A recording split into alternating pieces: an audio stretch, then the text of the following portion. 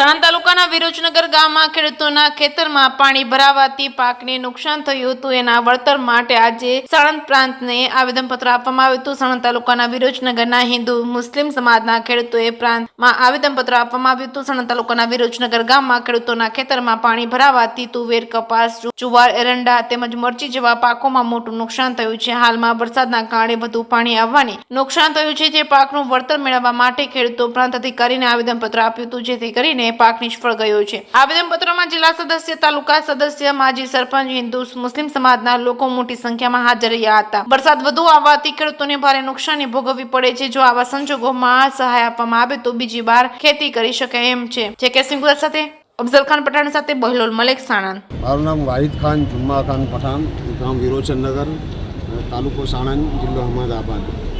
અમે અત્યારે મામલતદાર કચેરીમાં આવેદનપત્ર આપવા માટે પહોંચ્યા છીએ. એમાં જિલ્લાના જે સદસ્ય છે જયદીપભાઈ અમારા સાથે છે, યાકત ખાન જે તાલુકા પંચાયતના સદસ્ય છે, એ રીતે અમારા જોડે માજી સરપંચ અનવર ખાન અને તથા ગામના આગેવાનો, વડીલો બધા અહીંયા એટલા માટે પહોંચ્યા છીએ કે આ 21થી લઈને અત્યાર સુધી જે વરસાદનું ધોધમાર વરસાદ થયો આ તાલુકાના અંદર, જેમાં છારોડી, કલાણા, વિરોચનનગર, દોદર, અણદેજ, ચેખલા સિવાયના બધા ઘણા ગામો છે. તે ગામોના અંદર પાણીનો વધતો જતો મારના હિસાબે ખેતરોના અંદર ઘણું નુકસાન થયું છે.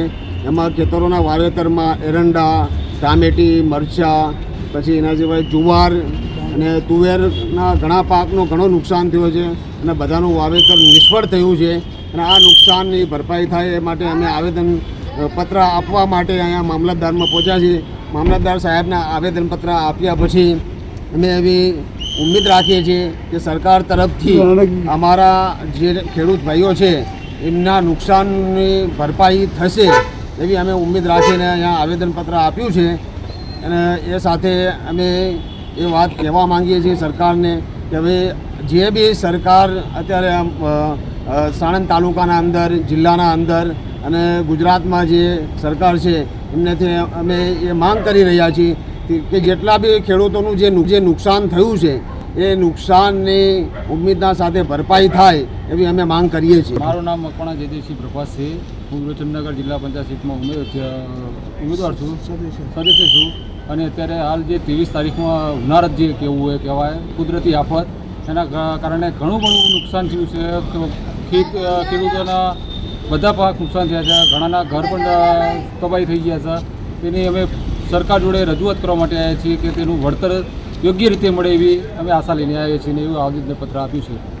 મારું નામ લિયાકત પઠાણ, માજી વિરોચનનગર તાલુકા પંચાયત સીટ, તેમજ જયદીપસિંહ મકવાણા, 34 જિલ્લા પંચાયતના સદસ્ય.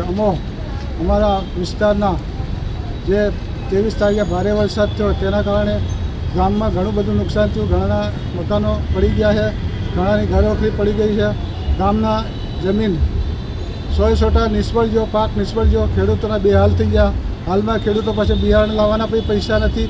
અને સરકાર આ અંગે વિચારણા કરીને જો અમને ખેડૂતોને મદદ કરે તો ઘણું સારું છે. આ અંગે અમે ઉચ્ચસ્તરીય રજૂઆત કરવાની છે. બીજું જણાવ્યું કે વિરોચનનગર ગામમાંથી પસાર થતી ચોરવદર ટ્રેન જ્યારે પણ કડી તાલુકામાં ભારે વરસાદ પડે છે ત્યારે ઉભરાય છે અને અમારા ગામનો ખેતીનો પાક વિનાશ થાય છે. આ અંગે પણ સિંચાઈ ખાતાને ભલામણ કરવા વિનંતી છે, જે ડ્રેન ખોળી અને ઊંડી કરી અને અમારા ગામમાં આ વરસાદનું વધારાનું પાણી ખેતીનો વિનાશ ના કરે એવી અમારી માંગણી છે. જય હિન્દ.